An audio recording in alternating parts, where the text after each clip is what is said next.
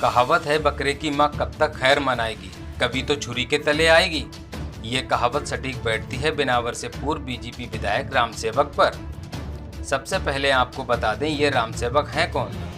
90 के दशक में इसी राम सेवक ने ट्रेन पर कब्जा करके सफर कर रहे मुस्लिमों का कत्लेआम किया था। इसी से खुश होकर बीजेपी ने लगातार इसको टिकट दिया। मुस्लिम कत्लेआम से खुश होकर मायावती ने भी विधायक बनाया था।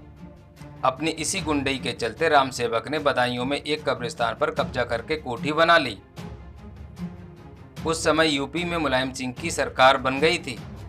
मामला मुस्लिमों के कातिल और कब्रिस्तान पर कब्जे का था, इसलिए मुलायम सिंह ने राम सेवक को पूरा अभयदान दिया। बाद में यही सोच मायावती की भी रही। मामला कोर्ट में चला। कोर्ट ने राम सेवक को दोषी माना और इसकी बिल्डिंग को गिराने का हुक्म दिया। जिला प्रशासन ने नोटिस देकर कब्जा हटाने का निर्देश दिया, लेकिन मौजूदा में भी बीजेपी की सरकार के नशे में उसने जिला प्रशासन के नोटिस को अनदेखा कर दिया। मजबूर होकर आज प्रशासन ने गुंडई के बल पर बनाए गए राम सेवक की गैरकानूनी बिल्डिंग को गिराना शुरू कर दिया। हालांकि प्रशासन ये नेक काम पहले ही करता, लेकिन लॉकडाउन के चलते काम टल गया था। बदायूं से आले नबी की रिपोर्ट।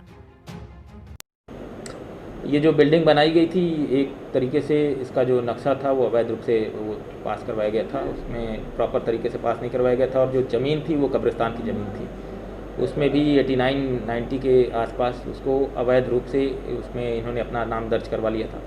तो उसमें भी हमने FIR करवाई थी तत्कालीन लेखपाल कानूनगो के खिलाफ़ और इनके खिलाफ़ भी। उस पर भी अभी विवेचना चल रही है और वहाँ पे जो बिल्डिंग जो बनी थी उसका भी नक्शा वगैरह पास नहीं करवाया गया था। तो उसी के दृष्टिगत ये जो है कोर्ट से, सिटी मजिस्ट्रेट की कोर्ट से, जो विनियमित क्षेत्र के नियत प्राधिकारी हैं, उनके यहाँ से आदेश हुआ इसको गिरवाने का। उसमें फिर अपील में ये हमारे यहाँ आए थे जिलाधिकारी की कोर्ट में।